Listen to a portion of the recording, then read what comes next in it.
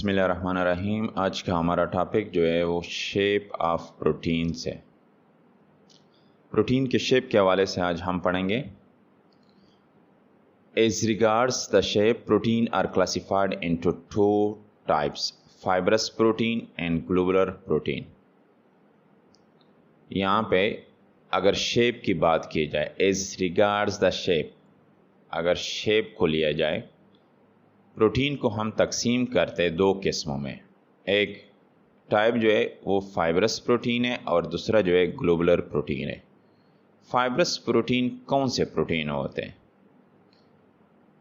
The molecules of fibrous protein are composed of one और more polypeptide chains which are linearly arranged in the form of fibers. Fibrous protein वो protein होते हैं जिसमें पहली बात क्या करें कि पॉलीपेप्टाइड चेन होते हैं। पॉली का मतलब क्या होता है? मैनी पेप्टाइड चेन होते हैं। उसमें पेप्टाइड किस में होते हैं? प्रोटीन में जो बॉन्ड होते हैं अमीनो एसिड के दरमियान, एक अमीनो एसिड का दूसरे अमीनो एसिड के दरमियान जो बॉन्ड होते हैं उसको हम क्या कहते हैं? Peptide bond. ये जो यहाँ पे आपको ये बॉन्ड अमीनो एसिड के दरमियान नज़र आ रहे हैं, इसको हम क्या कहते हैं? Peptide bond. लेकिन यहाँ पे बात किस इसकी हो रही है? पॉलीपेप्टाइड, ज़्यादा बॉन्ड होंगे। पहली बात क्या है कि ये चेन जो होगा ये क्या होगा? पॉलीपेप्टाइड होगा। लेकिन क्या कह रहे हो? वन और मोर पॉलीपेप्टाइड, सिर्फ एक नहीं होगा, एक या एक से ज़्यादा पॉलीपेप्टाइड फॉर्म में इस अंदाज में होंगे। दूसरी बात क्या कर रहे हैं कि वो लीनियरली अरेंजमेंट क्या होगी? तरतीब किस तरह होगी? स्ट्रेट होगी, लीनियर फॉर्म में होंगे। किस फॉर्म में होंगे? ये फाइबर आपको नज़र आ रहा है, फाइबर की फॉर्म में होंगे, लीनियर फॉर्म में। They are water insoluble. इसमें जो दूसरी बात कह रहे हैं कि अगर इन केस इसको हम वाटर के अंदर डाल दें इस तरह, तो ये वाटर के अंदर डिज़ोल्व नहीं होंगे, हल नहीं होंगे, इसलिए कहते हैं इनसॉल्युबल, पानी में हल नहीं होते। सम ऑफ दीज में फॉर्म शीट लाइक स्ट्रक्चर, इनमें से कुछ जो है ये शीट की फॉर्म बना लेते हैं। शीट कौन सा फॉर्म होगा? जिस तरह पेज फॉर्म होता है, जो आपके किताब का पेज है जो बिल्कुल स्ट्रेट फॉरवर्ड है, स्ट्रेट होता है, ये शीट की फॉर्म बना लेता है। ठीक है, या ये वाला अगर हम ले लें यहाँ पे इस तरह, तो ये भी आपके पास क्या है? शीट फॉर्म है। Example of fibrous protein are keratin found in hair, nail, fur, outer skin, myosin present in muscle cell, collagen which is the most abundant protein in higher vertebrates found in skin, ligament, tendon, bones and in the cornea of the eyes. यहाँ पे कुछ example आपको दे रहे हैं कि उन example में से जो फर्स्ट एग्जाम्पल आपके पास है फाइब्रस प्रोटीन का, वो कौन सा है? केराटिन प्रोटीन है, जो नॉर्मली कहाँ पे मिलता है? हेयर में मिलता है, बालों में, नाखून में, जो स्किन का पोर्शन होता है आउटर स्किन उसमें भी मिलता है। जो सेकंड एग्जांपल आपके पास है वो कौन सा है? मायोसिन प्रोटीन है, जो नॉर्मली मसल सेल, जो आपके मसल सेल है, मसल कौन सा होते हैं? जो आपके गोश्त होता है, जो बाजू में गोश्त होता है, ठीक है, जो मसल होते हैं। और उसके बाद कोलाजिन प्रोटीन है, वो कह रहे कि ये क्या है? मोस्ट एबंडेंट है, ये ज़्यादा तादाद में पाए जाने वाला प्रोटीन है। किस में होता है? Normally higher vertebrate. अब वर्टिब्रेट कौन सी चीज़ है?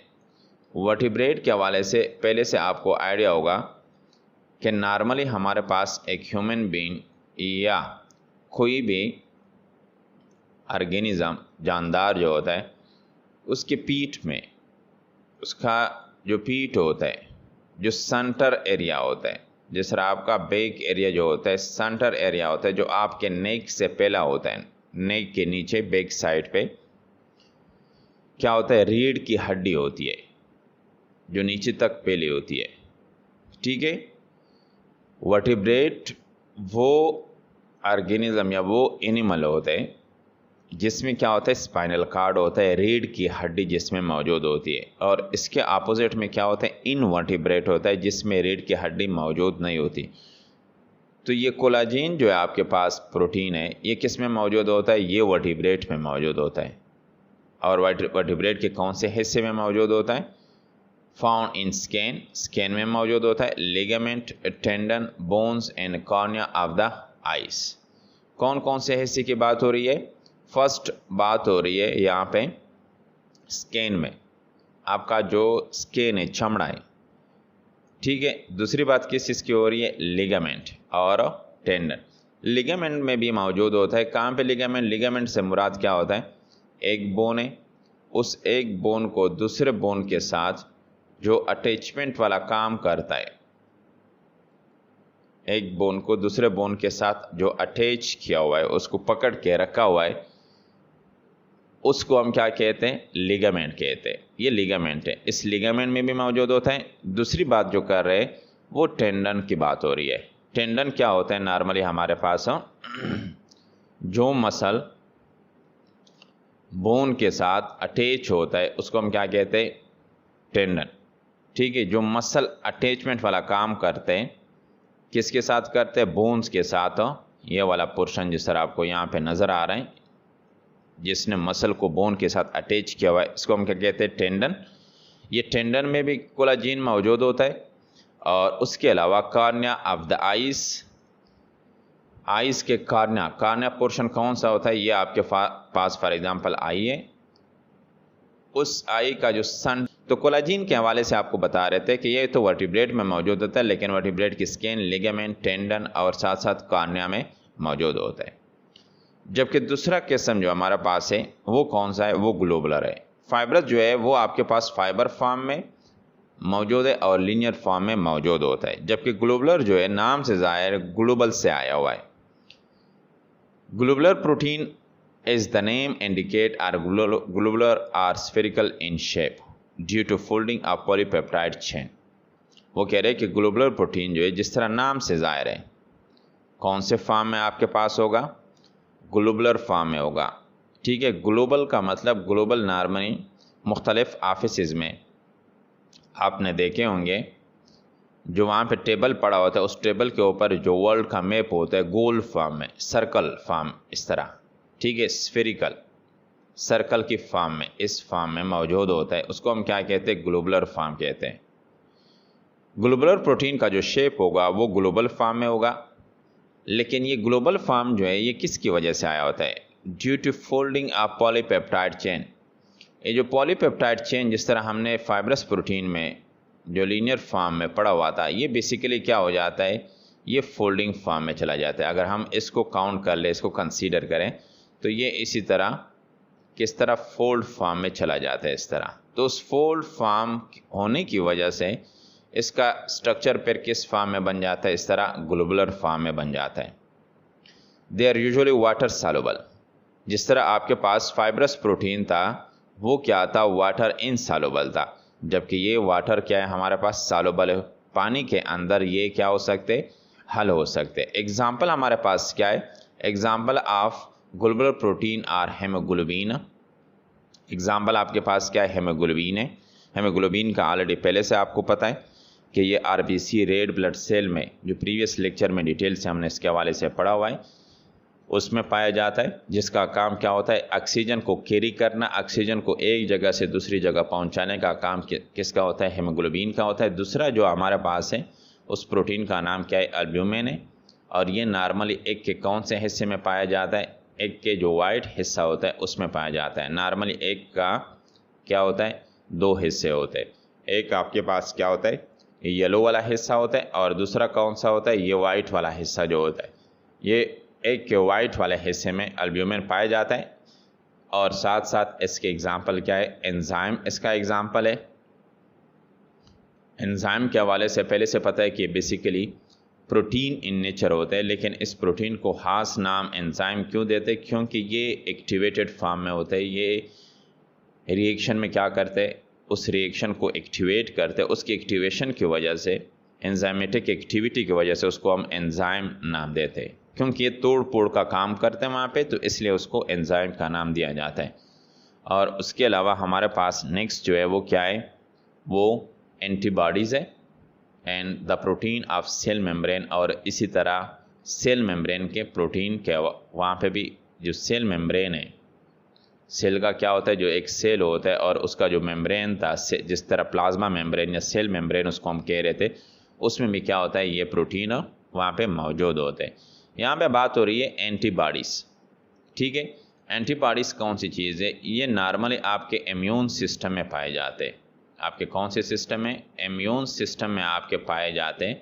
और उस इम्यून सिस्टम में इस एंटीबॉडीज़ का नॉर्मली जो काम होता है वो क्या होता है, डिफेंस का काम होता है। दिफाई निज़ाम जो है, जो जिस तरह बाउंड्री पे आर्मी का काम होता है या फोर्स का काम होता है, इसी तरह हमारे बॉडी के अंदर जो जरासीम से बचाने का काम है, जरासीम को मारने का काम है, वो किसका होता है, वो एंटीबॉडीज़ का होता है, ठीक है। तो ये एंटीबॉडीज़ भी क्या होते हैं, ये भी ग्लोबुलर प्रोटीन होते हैं। इसके साथ साथ जो नेक्स्ट आ रहा है हमारे पास, वो क्या आ रहा है, लेवल ऑफ स्ट्रक्चर या ऑर्गेनाइजेशन ऑफ प्रोटीन। प्रोटीन का लेवल किस तरह होता है, तो नॉर्मल यहाँ पे प्रोटीन के लेवल के हवाले से बात करेंगे कि प्रोटीन का लेवल किस तरह बनते हैं। प्राइमरी प्रोटीन क्या होता है, सेकेंडरी प्रोटीन क्या होता है, इस तरह, और उसके अलावा टर्शियरी प्रोटीन हमारे पास क्या होता है, उसके स्ट्रक्चर के बेस पे हम उसको क्या करते हैं, डिवाइड करते हैं। वो कह रहे हैं कि there are 4 levels of organisation of protein. Protein के कितने लेवल है हमारे पास, 4 लेवल है, 4 level of organisation of protein molecule. This is because, ये जो 4 लेवल आते हैं इसका रीज़न क्या है इसके पीछे, this is because each type of polypeptide chain bends, fold, twist in particular way within a protein molecule। Main reason जो यहाँ पे आपको बता रहे हैं कि ये जो लेवल आपके पास आ रहे हैं, ये रीज़न क्या है, each of polypeptide chain bends. अब फॉर एग्जांपल हम यहाँ पे क्या करें, एक पॉलीपेप्टाइड चेन को हम यहाँ पे ले रहे हैं, समझ लो कि आपके पास क्या एक पॉलीपेप्टाइड चेन है। फर्स्ट बात क्या कह रहे हैं कि बैंड।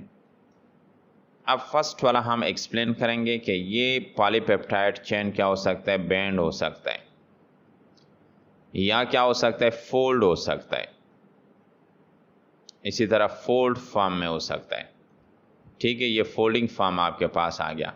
या फिर क्या हो सकता है, ट्विस्ट भी हो सकता है, फोल्ड भी हो गया और ट्विस्टिंग।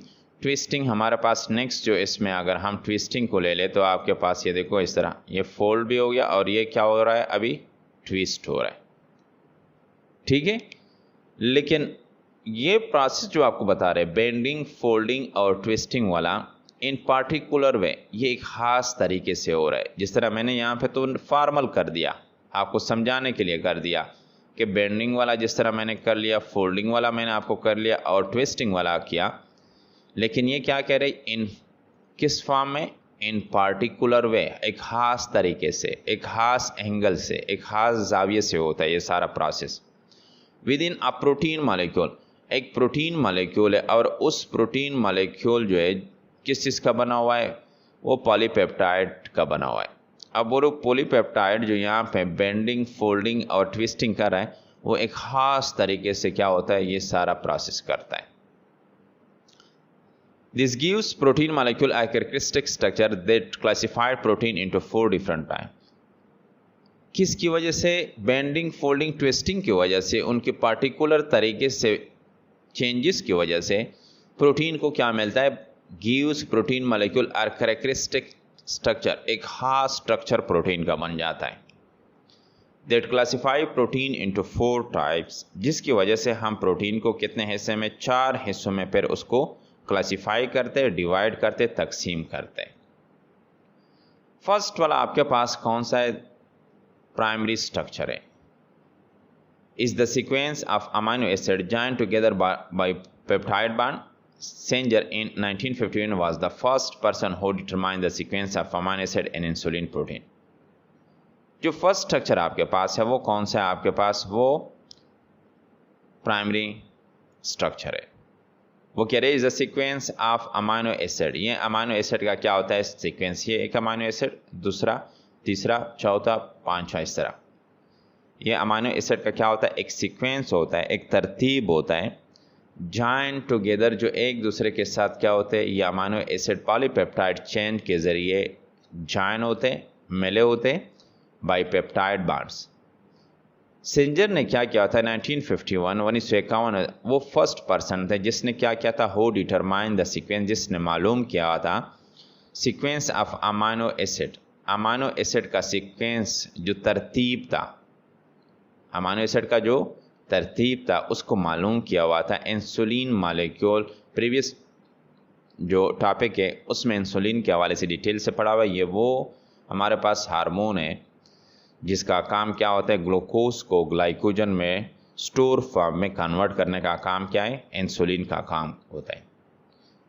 इंसुलिन की जो सीक्वेंसिंग थी, अमीनो एसिड जो इंसुलिन के पॉलीपेप्टाइड चेन के अंदर किस तरतीब से एक दूसरे के साथ मिले हुए और कौन कौन से अमीनो एसिड एक दूसरे के साथ मिले हुए, ये पूरा जो सीक्वेंस था ये 1951 में सेंजर ने इसको क्या किया था, मालूम किया हुआ था। A polypeptide chain having a linear sequence of amino acid called primary structure, जो आपको यहाँ पे नज़र आ रहे हैं, वो कह रहे हैं कि एक पॉलीपेप्टाइड चेन है जो आपको देखो नज़र आ रहे हैं, उसमें अमीनो एसिड आपको ग्रीन फॉर्म में नज़र आ रहे हैं। हैविंग अ लीनियर सीक्वेंस, और सीक्वेंस क्या है, लीनियर स्टेट है। लीनियर का मतलब क्या है, स्टेट। सीक्वेंस क्या है, स्टेट फॉर्म में, उसको हम क्या कहते हैं, इज कॉल्ड प्राइमरी स्ट्रक्चर। उसको हम क्या कहते हैं, प्राइमरी स्ट्रक्चर कहते हैं। ये प्राइमरी स्ट्रक्चर आपके पास प्रोटीन का बनता है। When a polypeptide chain of amino acid becomes spiral coiled, the structure is called secondary structure of protein. लेकिन अगर यही स्ट्रक्चर आपके पास ये क्या हो जाए, थोड़ा सा स्पाइरल फॉर्म में चला जाता है या कॉइल फॉर्म में, इस तरह कॉइल फॉर्म में चला जाता है, ठीक है, तो फिर उसको हम क्या नाम देते हैं, is called secondary structure of protein. State हो तो प्राइमरी, कॉइल फॉर्म में आ जाता है तो हमारे पास क्या हो जाता है, secondary. When the secondary structure of protein is arrange into 3 dimension structure. लेकिन अगर यही कॉइल फॉर्म जो आपको नज़र आ रहा है, ये अगर 3D डायमेंशन से मुराद यहाँ पे क्या है, एक्स, वाई और जेड, ठीक है, ये 3D डायमेंशन में उसको अपने सही तरीके से अरेंज करे। व्हेन द सेकेंडरी स्ट्रक्चर, इस स्ट्रक्चर की बात हो रही है सेकेंडरी के, कि वो क्या करे, a protein is arrange into 3D dimensional structure, it is called a tertiary structure. फिर उसको हम क्या नाम देंगे, टर्शियरी स्ट्रक्चर का नाम दे देंगे। सिर्फ इतनी सी बात है कि सेकेंडरी वाला जब 3D डायमेंशनल स्ट्रक्चर बना लेता है, एक्स वाई जेड फॉर्म में आ जाता है, तो उसको हम क्या कहते हैं, टर्शियरी स्ट्रक्चर कहते हैं। When 2 or more polypeptide chain are arranged into a large size molecule, it is called quaternary structure. जब दो या दो से ज़्यादा पॉलीपेप्टाइड चेन जो है वो ख़ुद को एक ऐसे अंदाज से अरेंज करें, एक्स वाई जेड की फॉर्म में भी अरेंज करें, जिससे क्या आ जाता है, लार्ज साइज मॉलिक्यूल आ जाता है, तो फिर उसको हम क्या नाम देंगे, उसको हम क्वाटरनरी स्ट्रक्चर कहेंगे। फॉर एग्ज़ाम्पल ये वाला था या ये वाला, ये एक आपके पास पॉलीपेप्टाइड है, फॉर एग्ज़ाम्पल ये कॉइल फॉर्म में, ट्विस्टिंग फॉर्म में चला गया इस तरह। अब दूसरा जो आपके पास है, फॉर एग्ज़ाम्पल ये दूसरा फॉर्म है आपके पास, ये भी ट्विस्टिंग फॉर्म में चला गया इस तरह, तीसरा, चौथा।